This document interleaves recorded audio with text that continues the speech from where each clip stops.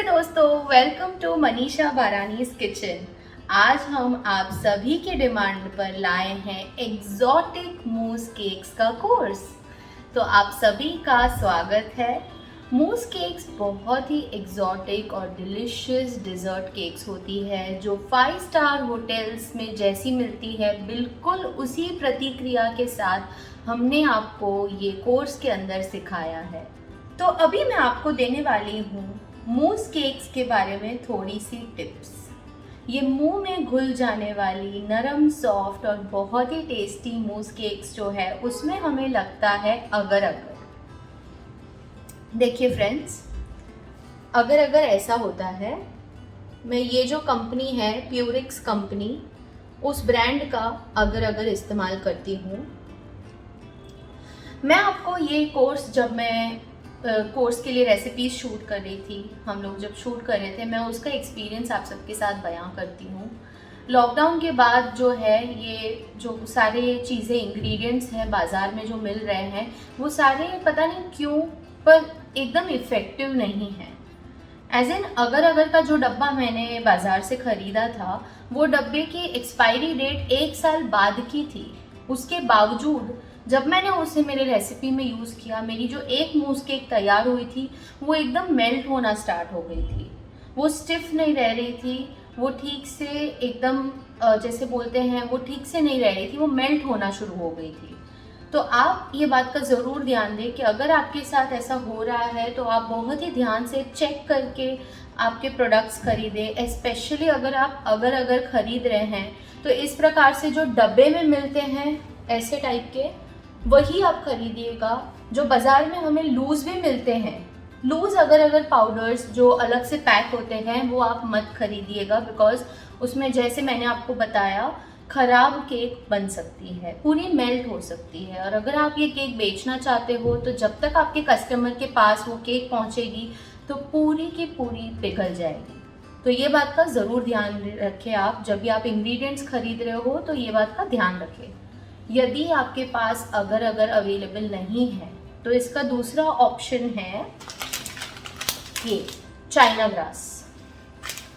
अगर China grass इस प्रकार से भी मिलता है। ये जो है ये अगर का पाउडर है, पाउडर फॉर्म में है, और ये जो है ये उसके स्ट्रिंग्स है चाइना ग्रास के जैसे। तो दोस्तों, अगर आप ये वाला जो अगर है चाइना ग्रास का पैकेट मिलता है, आपको बहुत ही आसानी से किराने की दुकान में ये मिल सकता है। अगर आप इस चीज़ का इस्तेमाल कर रहे हैं तो ये पैकेट जो है ये 8 ग्राम का पैकेट है। एक केक बनाने के लिए, जो केक्स आप सीखने वाले हैं आगे, वो केक बनाने के लिए आपको इसका आधा पैकेट, जो कि 4 ग्राम अगर है, 4 ग्राम ऑफ चाइना ग्रास, आपको वो यूज़ करना है एक केक बनाने के लिए। तो मतलब एक पैकेट से आप बना सकते हैं 2 केक्स। मेरी सारी रेसिपीज़ में मैंने कई तरीके की जो केक की रिंग्स है वो यूज़ की है। तो उसमें से मैंने 7 इंच और 8 इंच की जो रिंग्स है मैंने वो यूज़ की है। मैंने स्क्वायर रिंग को भी यूज़ किया है। आप इसी प्रकार से कोई भी साइज़ के रिंग्स बाज़ार से या बेकरी के सामान मिलने वाली दुकान से या फिर ऑनलाइन खरीद सकते हैं। और सबसे बेहतरीन बात ये है कि एक बार आपने ये मूस केक्स की जो टेक्निक है वो सीख ली तो आप इसमें से कई प्रकार के अलग मूस केक्स बना सकते हैं। जैसे मैंने आपको सिखाया बिल्कुल वैसे, जो फ्लेवर्स मैंने बनाए हैं बिल्कुल वही फ्लेवर्स आप बना सकते हैं। अगर वो नहीं तो आप फ्लेवर्स के साथ एक्सपेरिमेंट भी कर सकते हैं। आप अपने पसंद के फ्लेवर्स इनोवेट कर सकते हैं। बस इसके पीछे जो टेक्निक है वो बहुत ही ज़्यादा इम्पॉर्टेंट है। और एक इम्पॉर्टेंट बात फ्रेंड्स, जो ये केक्स की रेसिपी थी उसे मैंने बनाने के लिए जब डेकोरेट में कर रही थी तो उसे शाइन देने के लिए मैंने जेल का इस्तेमाल किया है। ये जेल को हम न्यूट्रल ग्लेज भी कहते हैं या फिर कोल्ड ग्लेज भी कहते हैं। ये आपको बहुत ही आसानी से ऑनलाइन या फिर बेकरी का सामान मिलने वाली दुकान में मिल जाएगा। तो मैंने वो जेल को यूज़ किया है। जो जेल हम केक के अंदर डालते हैं ये वो जेल नहीं है।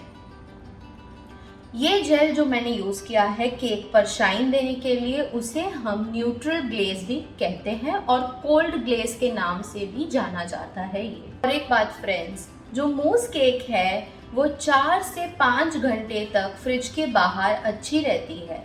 पर अगर आप इसे ऐसे खाएंगे, गरम करके खाएंगे, तो आपको उसका स्वाद में बिल्कुल भी मज़ा नहीं आएगा।